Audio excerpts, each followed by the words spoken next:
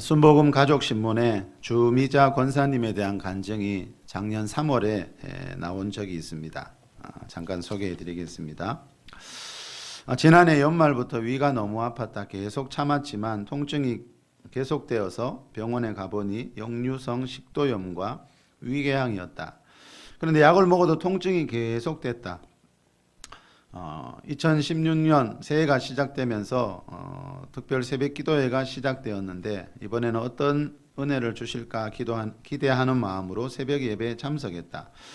특별 새벽 기도회 10일째 되는 날 목사님께서 위궤양으로 고통당하는 사람이 치료받았다는 말씀을 선포했다. 나는 큰 소리로 아멘했지만 통증이 계속됐다.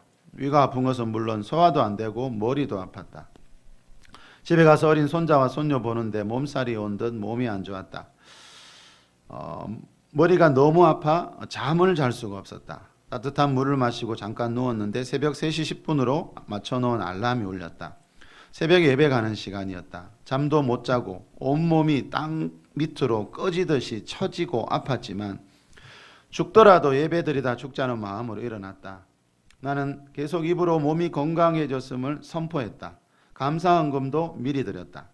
사실은 온몸이 너무 아파 괴로웠지만 그냥 감사했다.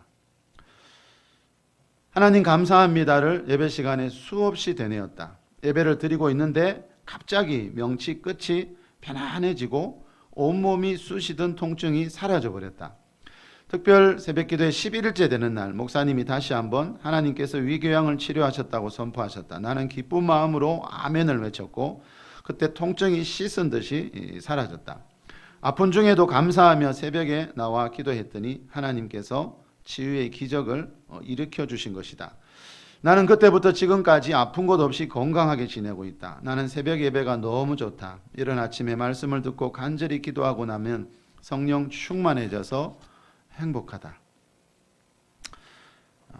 이 간증을 들으면서 여러분은 어떤 말이 가장 기억에 남으세요? 저는 몇 번이나 읽었는데요. 이 말입니다. 온몸이 땅 밑으로 꺼지고 처지고 아팠지만 죽더라도 예배드리다 죽자는 마음으로 새벽 예배에 나갔다는 말입니다. 여러분 이렇게 해본 적 있습니까? 여러분 몸이 아플 때는 누구나 누워서 쉬고 싶은 게 사람 마음인데 그런 몸으로 더욱이 새벽 3시 10분에 일어나서 새벽 예배에 간다는 것은 이게 쉬운 일이 아닙니다. 그죠? 이 원사님이 그런 어려움과 싸우면서 예배 자리에 나갔을 때 결국 하나님의 치유를 경험하게 되었습니다. 좀 전에 간증한 우리 집사님도 비슷한 이야기를 했지요. 지난주에 주부 아들과 함께 2박 3일 전인 치유 세미나에 다녀온 뒤에 피곤한 몸이지만 또 집이 얼마나 멉니까? 그죠? 그 먼 거리에서 수요 예배에 나왔을 때 그 치유 세미나 때처럼 몸에서 어떤 치유되는 현상이 일어나더라는 겁니다. 자, 이런 모습을 보면 하나님은 우리가 어려운 환경 가운데서 예배하는 것을 알고 계시고, 그죠? 또 그럴 때 분명히 더 큰 은혜를 부어 주신다는 것을 우리가 알 수 있습니다. 자, 이 권사님이 예배 드리던 중에요, 갑자기 이 명치 끝이 시원해지면서 오래도록 온몸을 쑤시던 통증이 사라졌다고 했는데, 이렇게 예배 시간에 예배하는 중에 이런 치유가 일어나는 것은 이 교회에서는 아주 흔한 일입니다, 여러분. 시편 22편 3절에 나오듯이 우리가 믿는 하나님은 찬양 중에 거하시는, 찬양 중에 임재하시는, 다시 말하면 예배 중에 임재하시는 하나님이기 때문에 우리가 하나님을 예배할 때 이런 치유와 회복이 일어나는 일들이 너무나 많이 있다는 겁니다. 홍성건 목사님이 하나님이 찾으시는 예배자라는 책에서 이런 말을 합니다. 예배는 단순히 입으로 노래하는 것 이상입니다. 예배 중에 그의 임재하심을 느끼게 되며 그가 나의 속사람을 만지시고 자기 자신을 나타내시는 것을 봅니다. 자, 이 목사님이 말하는 예배가 뭐라고요? 하나님이 우리를 만지시고 자신을 나타내시는 시간이라는 거예요. 자, 성경에서 말하는 하나님은요, 숨어 계시는 분이 아니고 사람들에게, 예배자들에게 자신을 나타내시기를 즐거워하시는 분이라는 거죠. 그래서 바울이 고린도전서 12장 7절에서 이런 말을 했지요. 각 사람에게 성령을 나타내심은 유익하게 하려 하심이라. 자, 각 사람에게, 그리스도인 한 사람 한 사람에게 하나님은, 하나님의 영이신 성령님은 나타나고 싶어 하신다는 거예요. 왜요? 각 사람을 유익하게 하기 위해서. 이 말은 성령의 나타남이 있는 예배를 드려야 나에게 어떤 유익이 있다는 거예요.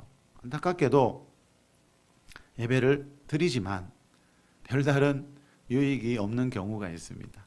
예. 자, 각 사람에게 성령이 나타나야 유익이 된다라고 바울이 분명히 말씀했습니다. 그래서 이 예배는요, 성령의 나타남을 경험하는 것이 예배라는 거죠. 자, 이 권사님이 예배 중에 그걸 경험해 봤습니다. 그렇죠? 성경에서 말하는 이런 말씀들이 이론이 아니고 실제라는 것을, 실제로 내게도 일어날 수 있다라는 것을 경험해 본 분들은 제가 이런 설교를 하면 이게 무슨 말인지 쉽게 이해가 되는데, 아직 이런 경험이 없는 분들은 그저 막연한 이야기일 수가 있지만 언젠가는 내게도 그런 경험이 일어날 수 있다는 믿음으로 들으시면 좋을 것 같아요.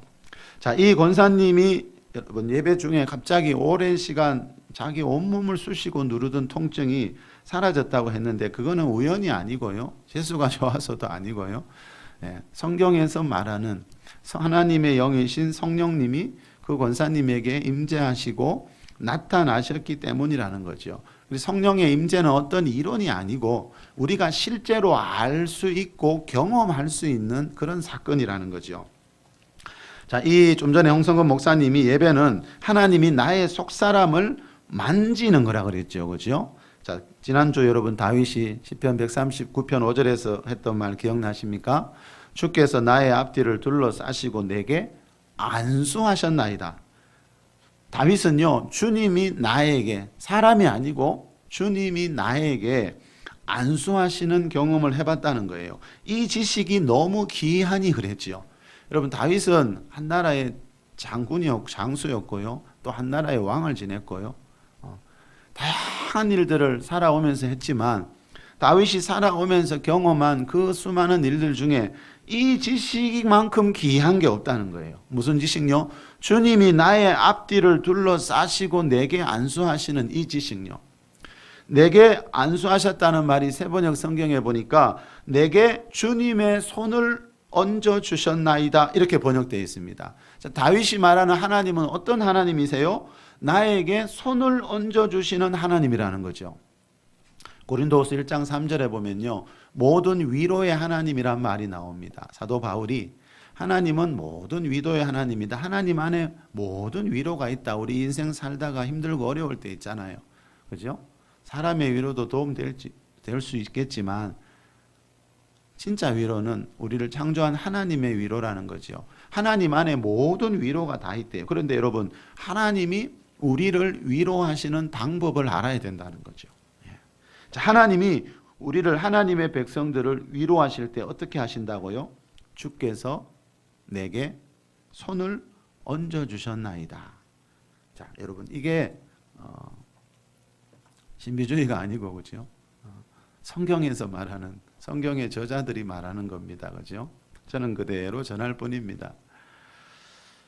자, 여러분, 신앙생활은, 예배는 어떤 이론이 아니라는 거죠. 우리가 물론 하나님이 주신 이 머리와 이성으로, 그죠? 성경을 공부하고 배워야 할 때도 있지만 그것이 전부가 아니라는 거죠. 우리가 성경에서 공부한 그 이론들을 실제로 경험하는 그런 역사도 성경에서 분명히 있다라고 말하고 있습니다. 자, 하나님이 여러분 내게 손을 얹어 주실 때가 있대요. 자, 그때 무슨 일이 있겠습니까? 내 마음의 상처와 질병이 치유되고, 또 그때 때로는 눈물이 쏟아지기도 하고, 또 우리 몸에서 어떤 진동이나 변화가 일어나는 경우들이 많이 있다는 거죠.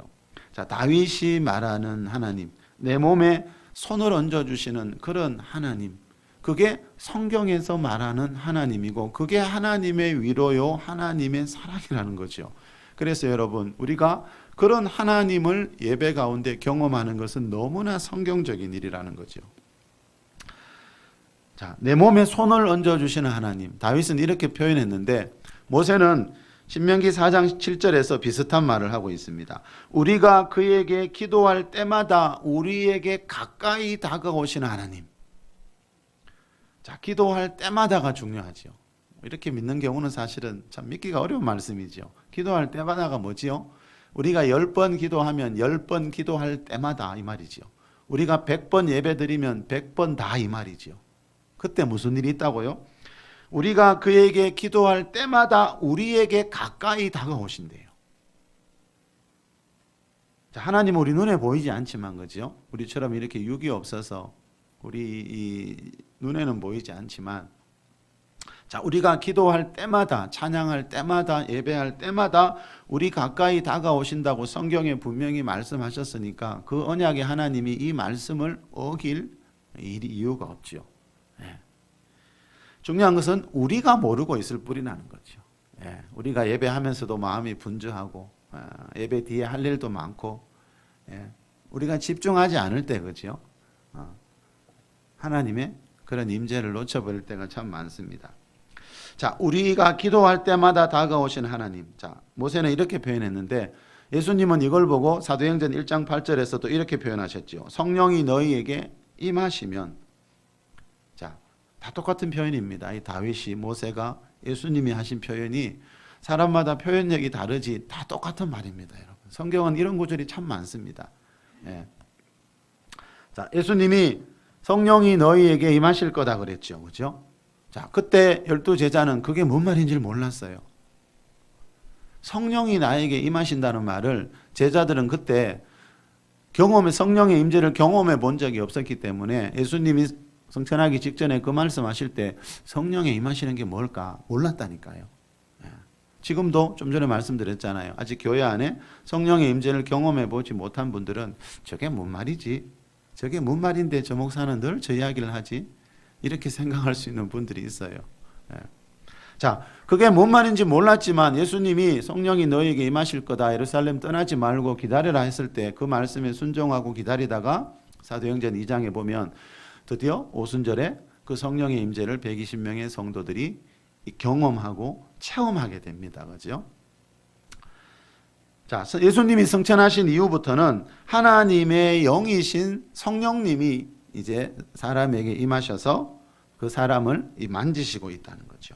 자, 하나님의 영이신 성령님이 임하실 때 그 사람 안에 있던, 몸 안에 있던 질병이 떠나가고 마음 안에 있던 상처와 숨뿌리들이 눈 녹듯이 사라지게 되는 그런 역사들이 일어날 줄 믿습니다.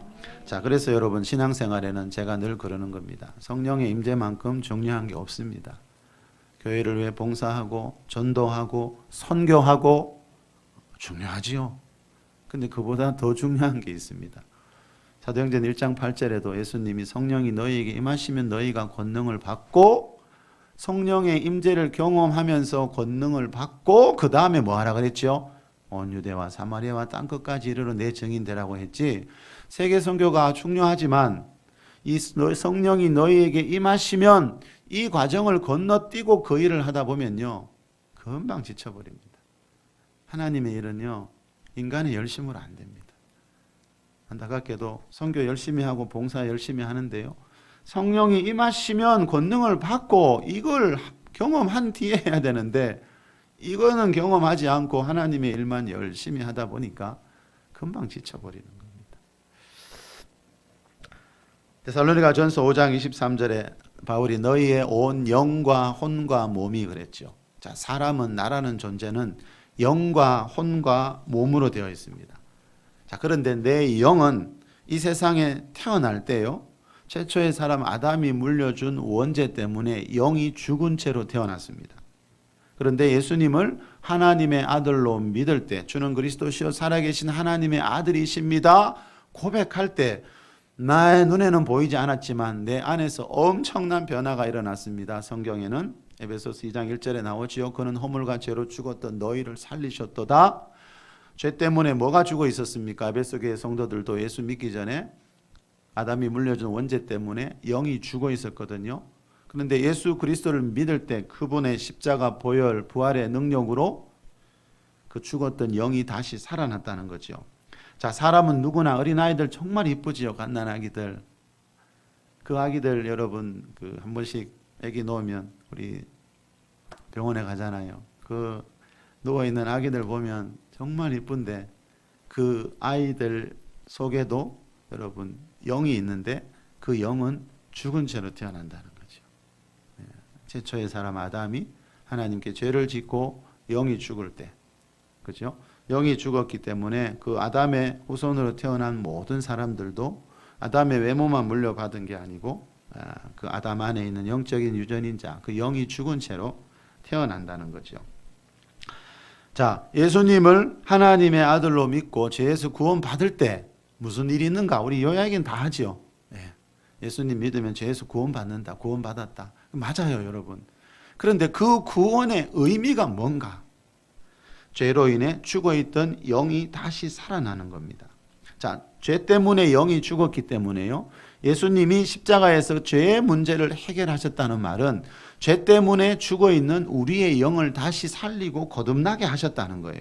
예수님이 십자가에서 흘리신 보혈이 무슨 의미가 있는가 하면 그 예수님의 십자가 보혈을 묻는 순간에 죄로 인해 죽어있던 내 영이 새롭게 살아난다. 그걸 거듭남이라 그러죠. 이걸 보고 새로운 피조물이 되었다 그럽니다. 고린도서 5장 17절에서 마태복음 1장 21절에서는 이걸 보고 죄에서의 구원이라 그럽니다. 그죠? 자, 그런데 예수님 믿고 영이 거듭나는 것이 아주 중요하지만 이것이 전부가 아니고 예수님 믿고 영이 거듭난 뒤에는 남아있는 뭐가 남았죠? 내 혼과 몸이 남아있잖아요. 자, 영이 거듭난 뒤에는 그동안 예수님 믿지 않고 세상에서 살면서 내 혼과 몸 안에 하나님으로부터 오지 않은 것들이 엄청 들어있다는 겁니다. 에베소서 2장에 보면 바울이 그는 허물과 죄로 죽었던 너희를 살리셨도다 하고 그 다음 절에 뭐라 그래요? 그때 우리가 예수 믿지 않을 때 세상에 있을 때 공중의 권세 잡은 자 마귀를 따라 살았다 그러거든요. 예수님 믿지 않고 마귀를 따라 살 때 나도 모르게 내 혼과 몸 안에 들어온 것들이 가득하다는 겁니다. 그래서 바울은 로마서 12장에 보면 우리처럼 영이 거듭나서 교회 다니고 있는 성도들을 향해서 너희 몸을, 너희 혼은, 마음을 어떻게 하라 말씀하고 있는 겁니다. 영이 거듭나는 게 이게 엄청난 축복이지만 거기서 그치면 안 된다는 거예요. 근데 안타깝게도 많은 분들이 영이 거듭나고 죄에서 구원받고 이제 하나님 백성 된 거 맞아요. 그렇다고 해서 여러분 그게 다 된 게 아니라는 거죠. 그거는 시작이에요, 시작. 이제 하나님 나라의 출발선에 서고 들어온 거거든요. 반드시 영이 거듭나고 난 뒤에는 나의 남아있는 혼과 몸을 하나님 없이 사는 동안 세상으로부터 들어온 내 혼은 마음과 정신이지요. 내 마음과 정신 또 내 몸 속에 하나님으로부터 오지 않은 것들을 반드시 제거하고 회복시키고 치료해 주는 것을 해야 한다는 거죠. 자, 바울이 여러분 데살로니가전서 5장 23절에서 너희의 온 영과 혼과 몸을 이야기하면서 뭐라 그랬죠? 너희의 온 영과 혼과 몸이 그리스도께서 강림하실 때 흠없게 보존되어 있기를 원한다 그랬죠. 흠없는 게 중요합니다, 여러분. 여러분 마음의 상처는 흠이에요, 흠. 육체의 질병은요, 흠입니다. 이 상처와 쓴뿌리, 질병 이런 거는요, 엄청난 흠이에요. 그래서 예수님은 이런 것이 없는 신부들을 원한다는 거죠. 또 그래서 성경에 보면 예수님도 초대교회도 오늘 선교 제목이 초대교회 치유사역이지요. 그래서 예수님도 초대교회도 치유사역에 가장 많은 힘을 쏟았어요. 자, 여러분 자기 신부될 사람이 여러분 그죠? 자기 신부될 사람의 마음에 상처가 있고 몸에 질병이 있는 것을 원하는 신랑은 아무도 없겠죠. 근데 예수님도 그렇다는 거죠. 계시록 19장에 보면 예수님 오실 때 어린 양의 혼인잔치라 그러지요. 자, 예수님이 다시 오십니다. 왜요? 이 세상을 심판하기 위해서만 오시는 게 아니고 이 세상에 있는 자기 신부들을 데리고 가기 위해서거든요. 그런데 그 신부들 어떤 모습요? 영과 혼과 몸이 흠없게 보존되어 있기를 예수님은 원하신다는 거죠. 그래서 마음의 상처와 쓴뿌리, 육체의 질병 이거는 흠이에요. 엄청난 흠이에요. 그거를 그냥 두면 안 된다는 거죠. 그래서 예수님이 이 땅에 계실 때 마태복음 4장 23절에 보니까 백성 중에 모든 병과 모든 약한 것을 고쳤다고 나와요. 모든 병만 고친 게 아니고요. 모든 약한 것까지 예수님은 고쳤어요. 이 모든 약한 것 안에 뭐가 있을까요? 우리 마음의 상처와 쓴뿌리, 우리 정신적인 연약함, 장애, 이런 것들이 이 모든 약한 것이란 말 안에 다 들어있는 겁니다. 아까 우리 예배 전에 제가 기도했잖아요. 여러분 마음의 가장 약한 부분을 위해서 기도하라고. 여러분 누군가 뭔가 한마디 할 때 들으면 그 말만 들으면 내 안에서 뭐가 올라오는 말이 있죠. 여러분 그 부분이 내한테 약한 거예요. 어떤 일, 어떤 사건을 만나면 유독 내 마음이 무너질 때가 있죠. 그 부분이 내가 약한 거예요. 그래서 기도할 때는 하나님께 내 가장 약한 곳을, 내 가장 은밀한 곳을 하나님 앞에 내려놓고 이야기를 해야 돼요. 자, 여러분, 모든 병과 모든 약한 것을 고쳤다는 말은 예수님은 전인치유자라는 거예요. 영만 거듭나는 게 아니고요. 영이 거듭나고 난 뒤에 내 혼, 마음과 정신 속에 있는 또 내 몸에 있는 상처와 질병까지 예수님은 다 치료했다는 거예요. 자, 이게 성경에서 말하는 전인치유고요. 이 전인치유를 통해 무엇을 이룬다고요? 흠없는 신부요.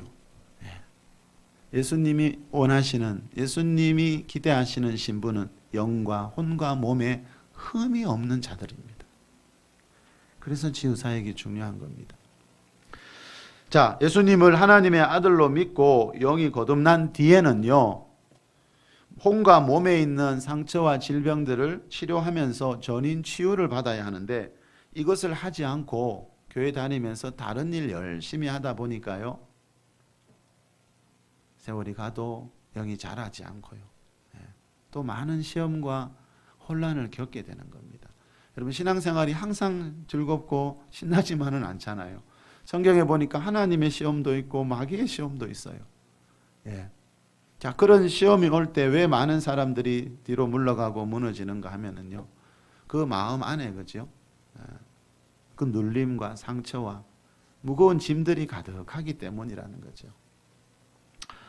바울이 에베소서 5장 18절에서 그리스도인들에게 오직 성령으로 충만함 받으라 그랬죠. 자, 예수 믿고 난 뒤에 가장 중요한 게 이거라 그랬죠. 성령으로 충만함 받는 게. 이게 왜 중요한가 하면요, 방언하고 예언하고 그것만을 위해서가 아니고, 그죠? 성령으로 충만함 받을 때, 다시 말하면 성령이 내게 임재하실 때 내 영혼육의 치유와 회복이 일어나기 때문에 바울이 오직 성령으로 충만함을 받으라고 이거를 강조하는 겁니다. 이사야 4장 4절에 보면 주께서 소멸하는 영으로 시온의 딸들의 더러움을 씻기시며 라는 말씀이 나와요. 여러분, 시온의 딸들, 하나님 백성들에 대한 표현이거든요. 하나님 백성들에게 있는 더러움을 하나님이 씻겨주실 때 어떤 방법으로요? 주께서 소멸하는 영으로. 자, 성령님을 소멸하는 영이라고 표현해요.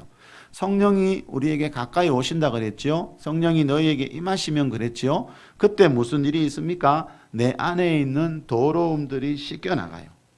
자, 그래서 성령님을 이사야 4장에서는 소멸하는 영이라고 표현합니다. 다시 말하면 성령님이 우리에게 불로 임하셔서 우리 안에 있는 상처와 쓴뿌리, 이건 정말 더러운 거거든요, 여러분. 이런 것들을 가지고 사니까 내 마음에 평안이 없고 기쁨이 없는 거예요. 자, 그런데 성령님이, 그죠? 시온의 딸들 속에 있는 그런 더러움들을 성령의 불로 임하셔서 태워버릴 때가 있다는 거죠.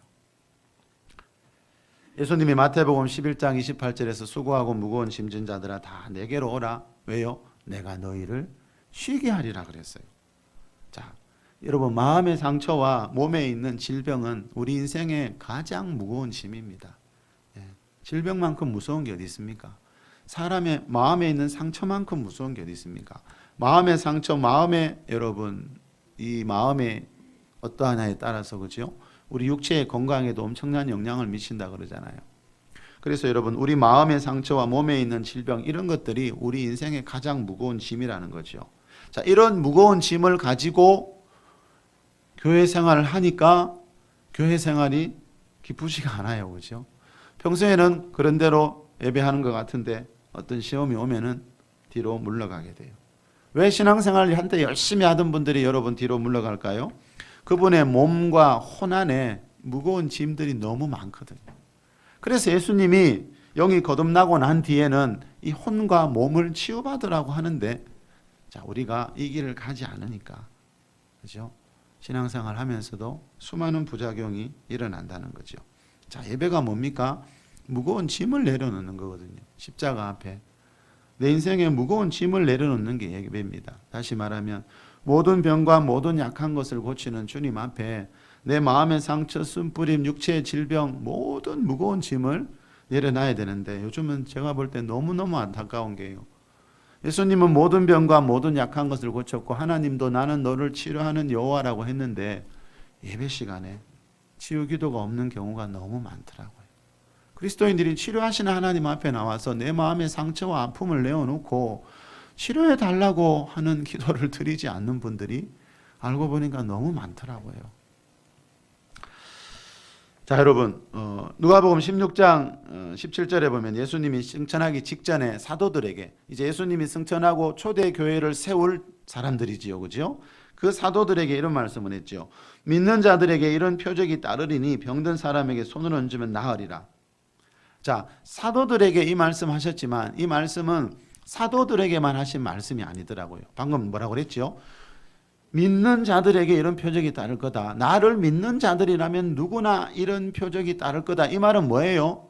12사도 너희들만이 아니고 너희들이 세울 교회에 오게 될 성도들에게 반드시, 영이 거듭난 자들에게 반드시 혼과 몸을 치유하는 치유 사역을 반드시 하라는 뜻입니다. 자, 그래서 오늘 본문에 나오는 초대교회를 보면요, 예수님의 이 말씀에 그대로 순종했다는 걸 알 수 있죠. 우리 오늘 본문 12절 한번 읽어봅시다. 사도행전 5장 12절 시작. 사도들의 손을 통하여 민간의 표적과 기사가 많이 일어나매 믿는 사람이 다 마음을 같이하여 솔로몬 행각에 모이고. 자, 믿는 사람은 어떤 사람입니까? 다 마음을 같이하여 모이기를 힘쓰는 사람. 자, 그리스도인들은 교회에서 모이자 하면 모이는 게 그리스도인이라는 거죠. 자, 사도행전 2장 46절에 보면요, 날마다 마음을 같이하여 모이기를 힘썼대요. 이 12사도, 예수님의 12사도가 개척한 그 초대 예루살렘 교회는요, 날마다 마음을 같이하여 모이기를 힘썼대요. 그게 교회의 본질 중에 하나라는 거죠. 그래서 그리스도인들은 교회에서 모입시다 하면 모이는 거, 그게 믿는 사람들의 특징이라는 거죠. 자, 그렇게 열심히 모이는데 하나님이 가만히 계시겠습니까? 무슨 일이 있었는지 16절에 16절 한번 볼까요? 시작. 예루살렘 부근에 수많은 사람들도 모여 병든 사람과 더러운 귀신에게 괴로움을 받는 사람을 데리고 와서 다 나음을 얻으니라. 자, 다자가 중요하다 그랬죠. 예. 여러분, 다자가 중요한데 요즘 안타깝게도 이렇게 믿지 않는 경우가 참 많아요.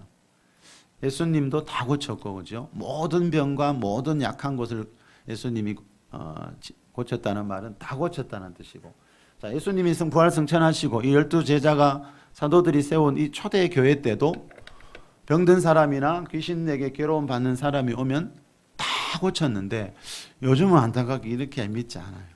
예. 그 질병에는 어떤 특별한 하나님의 뜻이 있을 거다.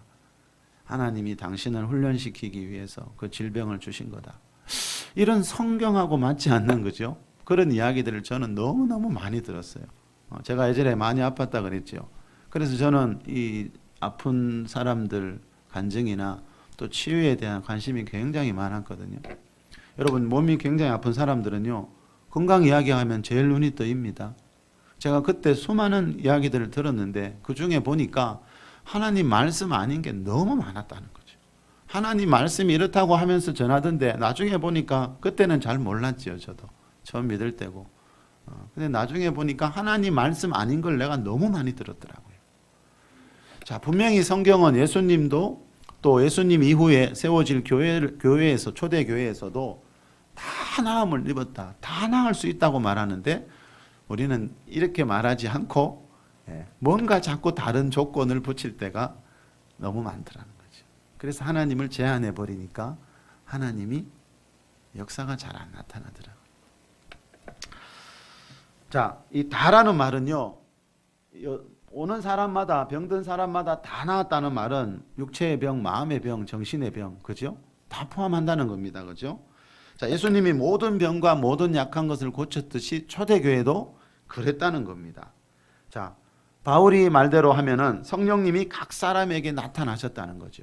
각 사람에게 나타나시니까 그 모든 사람들이 다 낫더라는 겁니다. 자, 각 사람, 성령님은 우리 각 사람 한 사람을 존중해요. 여러분, 세상에 유명한 분들은 그렇게 평범한 사람들 잘 존중 안 할 때가 많잖아요. 근데 이 성령님은요, 각 사람에게 관심이 있어요. 배운 것도 없고, 그렇죠? 가진 것도 없는데 각 사람에게. 자, 그런데 여러분, 이 초대 교회 때 다 나을 수 있었던 이 다 나을 수 있도록, 다시 말하면 이런 일들이 교회 안에서 일어날 수 있도록 초대교회 성도들이 했던 일이 한 가지 있습니다. 우리 다시 한번 읽어보실래요? 그게 뭔지? 시작.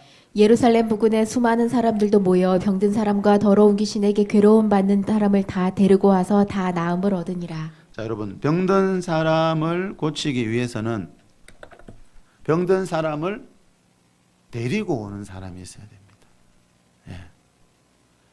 교회에서 하나님이 병을 고칠 수 있다라고 말하면서 데리고 오는 사람이 있어야 됩니다. 그래야 하나님이 일하실 수 있습니다. 초대교회 성도들은요, 병든 사람들을 보면 우리 교회 가면 다 나을 수 있다고 병든 사람들을 데리고 왔습니다. 우리가 정말 하나님을 하나님답게 믿는 게 이겁니다, 여러분. 우리 교회에서 아직까지 그런 기적이 안 일어났다 하더라도 우리 교회에서도 언젠가는 그런 기적이 일어날 수 있다라고 믿고 우리 교회에 가면 다 나을 수 있다라고 데리고 오는 일은 그리스도인들이 해야 한다는 거죠. 고치시는 일은 하나님이 하시는 거예요.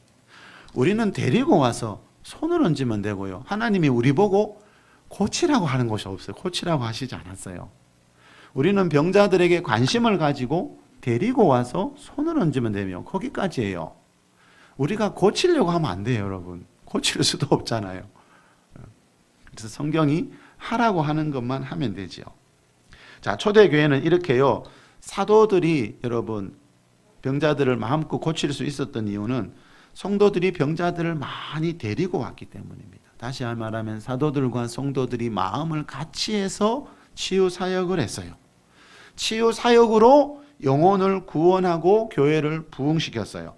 여러분, 치유 사역이 교회의 궁극적인 목표가 아니에요. 치유 사역을 왜 강조하는가 하면 치유 사역은 영혼을 구원하는 일에 효과적인 도구로 하나님이 주신 거예요. 자, 물론 여러분 치유 사역하지 않아도 부흥하는 교회들 많습니다. 왜 그렇죠? 복음 자체의 능력이 있기 때문이에요. 이 천국과 지옥이라는 이 복음만 전해도요, 많은 사람들이 예수님을 믿게 돼요. 자, 그렇지만 여러분, 초대교회처럼 치유 사역을 하면서 영혼을 구원하고 교회를 부흥시키는 것이 가장 성경적인 방법이라는 거죠. 그리고 이것이 가장 보람 있는 전도입니다. 내가 누군가에게 해줄 수 있는 최고의 선물. 그냥 예수님 전해서 영혼 구원 받는 거, 그것만이 아니고, 그죠? 영이 거듭난 뒤에는 그 사람 몸과 마음 속에 있는 상처와 질병을 치유해 주는 데까지 가야 그게 진짜 그 한 영혼을 향해서 최고의 선물이 될 수 있다는 거죠. 이 초대교회 성도들은 그렇게 했습니다. 자, 그리고 여러분, 이 초대교회 성도들은요, 사도들이 병을 고칠 수 있도록 사람들을 데리고 오는 일만 한 게 아니고요, 그 속에서 또 뭘 했나 하면은요, 사도들이 치유 사역하는 것을 보고 배우면서 초대교회 성도들도 치유 사역을 했다라는 것을 이 사도행전을 보면 알 수 있습니다. 우리 8장으로 한번 가볼게요. 우리 4절부터 8절 말씀, 우리 성경은 2장 넘기면 나오지요. 같이 읽어봅시다. 사도행전 8장 4절부터 8절입니다. 시작. 그 흩어진 사람들이 두루다니며 복음의 말씀을 전할세 빌립이 사마리아 성에 내려가 그리스도를 백성에게 전파하니 무리가 빌립의 말도 듣고 행하는 표적도 보고 한 마음으로 그가 하는 말을 따르더라. 많은 사람에게 붙었던 더러운 귀신들이 크게 소리를 지르며 나가고 또 많은 중풍병자와 못 걷는 사람이 나으니 그 성에 큰 기쁨이 있더라. 그 성에 큰 기쁨이 생긴 이유가 뭐지요? 이 빌립이라는 한 사람 때문에요. 이 빌립이라는 사람은 사도행전 6장에 보면 초대교회 7 집사님 중에 한 분이었어요. 그렇지만 사도들처럼 귀신을 쫓고 7절에 보니까 많은 중풍병자와 못 걷는 사람을 고쳤어요. 자, 이렇게 초대교회는 사도들만이 아니고 지금 말로 하면 목회자만이 아니고 집사님 같은 평범한 성도들도 치유사역을 다 했다라는 것을 알 수 있어요. 자, 마태복음 28장 20절에 보면요, 예수님이 승천하기 직전에 사도들에게 내가 너희에게 분부한 모든 것을 가르쳐 지키라 그랬어요. 이제 예수님이 제자들과 헤어지면서 내가 지난 3년 동안 너희들과 제자 훈련하면서 너희에게 분부했던 가르쳤던 모든 것을 이제 다른 사람들에게도 가르쳐서 지키게 하라. 자, 3년 동안 예수님이 제자들에게 제자 훈련하면서 가장 많은 시간과 정성을 투자한 게 뭔가 사도복음서를 읽어보면 대충 알 수 있습니다. 예수님이 제자들과 함께 가장 많은 시간을 많은 노력을 기울인 게 뭐지요? 치유사역이었습니다. 이 말은 뭡니까? 너희들이 지난 3년 동안 내 옆에서 듣고 보고 배운 이 치유사역을 반드시 초대교회 안에서 개성하고 그것을 성도들에게 가르쳐서 성도들도 지키게 그대로 하게 하라. 이거 예수님의 말씀이고 예수님의 명령이었어요. 그래서 치유사역은 해도 되고 안 해도 되는 게 아니고요. 교회라면은 반드시 해야 될 일이라고 성경은 말씀하고 있습니다. 이 말은 빌립 집사님도 처음부터 잘한 게 아니고요. 이 박해가 와서 흩어지기 전에 초대 예루살렘 교회에서 12사도하고 있으면서 빌립 집사님이 뭐 했다는 겁니까? 사도들이 치유사역하는 거 보고 또 사도들에게 배우고 그 속에서 이 빌립 집사님도 치유사역자로 자라갔다는 거죠. 자, 이 말은 교회에는 항상 전인 치유반이 항상 있어야 된다는 거죠. 가르쳐 지키게 하라. 이 말은 배우면 누구나 할 수 있다는 거죠. 그러니까 예수님이 믿는 자에게 이런 표적이 따를 테니까 병든 자에게 손을 얹으라 그랬죠. 믿는 자에 목회자나 선교사님만이 아니라 교회에 10년 이상 다닌 사람만이 아니고 믿는 자들에게는 이런 표적이 다 따르니까 병든 자에게 손을 얹어라. 자, 병든 자에게 어떻게 하면 효과적으로 손을 얹을 수 있을까? 자, 손을 아무나 또 얹으면 안 되죠. 여러분, 손 얹으라고 했다고. 자, 그런 것들을 치유사역자 반에서 배워야 한다는 거죠. 우리가 관심을 가지고 모여서 그 말씀을 배우다 보면 하나님이 어떻게 하실까요? 그 속에서 치유를 일으키시고 또 우리 전에도 실습하는 시간이 있죠. 실습하는 시간에는 특별히 하나님이 더 가까이 오셔서 가르쳐 주시고 자, 그 속에서 여러분 치유 사역자들을 일으키는 게 교회가 가야 할 길이라는 거죠. 누구나 여러분 치유 사역자 반에서 공부하면요. 치유에 대한 믿음이 생깁니다. 왜요? 믿음은 들으면서 난다고 했잖아요. 그리고 그 치유에 대한 믿음이 생기다 보면 그죠? 여러분 또 특별하게 하나님이 은사와 능력을 주셔서 더 특별하게 사용하는 분도 있고 자, 치유 사역은 여러분 은사가 없어도 말씀을 믿는 믿음만 있으면 누구나 할 수 있습니다. 병든 자에게 손을 얹으면 낫는다고 했으니까 이 말씀만 믿어도요. 나는 병 고치는 은사가 없어도 그죠?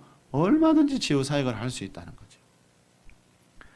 그 성에 큰 기쁨이 있더라. 자, 빌립 집사님의 이 치유 사역을 통해 이 사마리아 성이 그동안 한 번도 경험하지 못했던 큰 기쁨을 경험했습니다. 여러분, 한 사람의 치유 사역자가 있으면요. 그 도시에, 그 가정에 큰 기쁨을 줄 수 있습니다. 내가 여러분, 나의 치유 사역을 통해서 그죠? 누군가에게 큰 기쁨을 줄 수 있대요. 그래서 예수님은 사도들만이 아니고 성도들에게도 이 치유 사역을 가르쳐 지키게 하라고 하신 겁니다. 조영기 목사님이 우리의 치료자 예수님이라는 책에서 이런 말을 합니다. 성경에 기록된 예수님의 지상 사역을 보면 복음 전파와 병 고침 사역은 불가분의 관계에 있음을 발견하게 됩니다. 예수님은 지상 사역의 3분의 2를 병 고치는 일에 할애할 만큼 치유 사역을 중요하게 여겼습니다. 이처럼 병 고치는 사역은 너무나 중요한 것이기 때문에 예수님은 승천하기 전에 제자들을 통해 이 사역이 계속되도록 간곡하게 명령했습니다. 우리가 복음을 증거하면서 영혼 구원만으로 충분하다고 생각하고 질병에 대한 치료의 복음을 전하지 않아도 된다고 생각하면 안 됩니다. 이것은 예수님의 뜻을 정면으로 도전하는 행위입니다. 예수님의 천국 복음에는 반드시 치료의 복음이 함께 전해져야 합니다. 자, 복음이란 말이 계속 나왔는데 여러분, 자, 성경에서 말하는 복음은요, 영혼 구원만을 위한 복음이 아니고요, 치료의 복음이라는 거죠. 전인 치유, 영혼 육, 전인 치유를 향한 복음이라는 것을 우리가 잊으면 안 된다는 거죠. 초대교회는 이런 복음을 분명히 전했지만요, 안타깝게도 교회가 2000년 흘러오면서 초대교회의 이런 모습을 많이 잃어버렸습니다. 예. 그래서 어떤 분들은 치유사역 이런 거는 특별한 사람이나 하는 거지, 이런 말을 너무 쉽게 하더라고요. 여러분, 우리가 특별해서, 그죠? 뭐 다른 사람보다 뛰어나서 치유사역 하자는 게 아니거든요. 예. 성경이 말씀하니까, 예수님이 말씀하시고 사도들이 그렇게 했다면 다른 이유가 또 필요할까요? 예. 저는 그래서 하자고 하는 겁니다.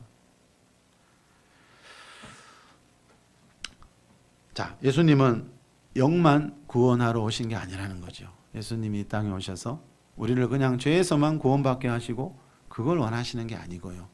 우리가 죄에서 구원받을 때 영이 거듭난 뒤에 교회 생활을 하면서 혼과 몸도 흠없는 모습으로 변화되기를 원하셔서 교회 안에 이 치유사역을 명령하셨다는 거죠. 임은묵 목사님이 전능하신 의사 예수라는 책에서 이런 말을 합니다. 저는 만 17세 치유를 처음 경험한 후로 지금까지 병자들을 치유하는 사역을 하고 있습니다.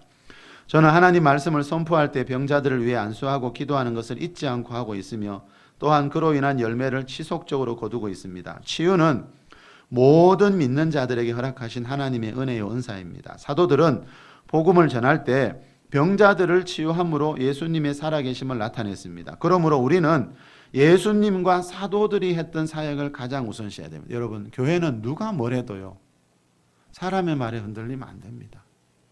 교회는 누가 뭐래도 예수님과 사도들이 가장 우선시했던 것을 우선시해야 한다는 거죠. 그래서 사람의 생각으로, 우리 생각으로 이게 더 좋아 보이고 이런 모습이 더 보기 좋을 것 같아요. 여러분, 그거는 예수님에게서 멀어지는 겁니다. 우리가 잘하든 못하든, 그죠? 우리 형편이 어떠하든 예수님과 사도들이 우선시했다면 우리도 그 길을 가야 한다는 거죠. 예수님이 교회의 머리이신데요, 우리는 교회의 기초는 사도들이 놓았는데요. 그래서 이 목사님 말대로 교회다운 교회는 하나님이 원하시는 교회다. 여러분, 감사하게도 너희들 치유 사역을 어느 정도 수준에서 잘해야 된다 이런 말이 없어요. 너희들이 몇 명 환자가 오면 몇 명 고쳐야 된다 이런 말이 있으면 얼마나 부담스럽겠어요. 그런데 예수님은 그러지 않았거든요. 병든 자를 보면 데리고 와서 손을 얹어라. 우리가 할 일을 하면 하나님은 하나님이 하실 일을 하시겠지요. 자, 여러분, 말씀을 맺겠습니다. 예수님과 또 최초의 교회를 세웠던 사도들이 가장 중요시했던 사역은 전인 치유 사역이었습니다. 세계 선교 중요하지요. 어떤 분이 선교사로 나가면 선교를 잘할 것 같아요? 저는 전인 치유 받은 선교사님이에요. 영혼만 구원하는 게 아니고 그 구원한 영혼들의 몸과 마음 속에 있는 상처와 질병을 치료해 줄 수 있는 분이 나가야, 그런 분이 선교해야 정말 성경에서 말하는 선교다운 선교를 할 수 있다는 거죠. 자, 예수님을 믿은 뒤에는요, 이 성령의 임재를 통해서 이 전인 치유를 경험하고요, 또 거기서 그치지 말고 빌립 집사님처럼 치유 사역을 하면서 복음을 전하는 것, 이것이 성경에서 말하는 우리를 향한 하나님의 뜻이라는 거죠. 자, 먼저는 예배 시간마다 여러분 성령님의 임재를 통해서 내 영혼육이 치유되고 회복되는 역사가 일어날 수 있기를 바랍니다. 그래서 초대교회 성도들처럼 전인 치유하면서 영혼을 구원하는 일에 쓰임받는 우리 모두가 될 수 있기를 예수 그리스도의 이름으로 축복합니다.